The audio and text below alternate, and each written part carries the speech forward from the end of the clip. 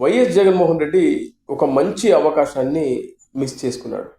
నేను తిరుమలకు రావడం లేదు, నా పర్యటన రద్దు చేసుకుంటున్నానని చెప్పేసి ఒక ప్రెస్ మీట్ పెట్టాడు. అయితే జగన్మోహన్ రెడ్డి తిరుమల పర్యటన రద్దు చేసుకోవడానికి ఏకైక కారణం డిక్లరేషన్. తిరుమలలో ఒక రూల్ ఉంది, ఎవరైనా వెంకటేశ్వర స్వామిని అన్యమతస్తులు వచ్చి దర్శనం చేసుకోవాల్సి వస్తే ఖచ్చితంగా డిక్లరేషన్ మీద సంతకం పెట్టాలి. ఏంటంటే నేను వెంకటేశ్వర స్వామిని విశ్వసిస్తున్నానని దానిపైన ఒక సంతకం చేయాలి. అయితే ఇది చేయాల్సి వస్తుందని జగన్మోహన్ రెడ్డి ఈ పర్యటన రద్దు చేసుకున్నాడు.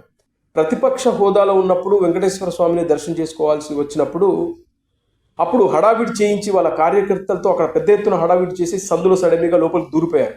జగన్మోహన్ రెడ్డి అధికారంలోకి వచ్చిన తర్వాత తిరుమలకు చాలాసార్లు వెళ్ళారు, వెంకటేశ్వర స్వామిని దర్శనం చేసుకున్నారు, కానీ డిక్లరేషన్ పై సంతకం చేయలేదు. మరి అధికారంలో ఉన్నప్పుడు ఎందుకు సంతకం చేయలేదంటే అధికారులు భయపడ్డారు. ఎందుకంటే ముఖ్యమంత్రి మీరు సంతకం పెట్టాలి, కంపల్సరీ మీరు డిక్లరేషన్ మీద సైన్ చేయాలని అడుగుతారా?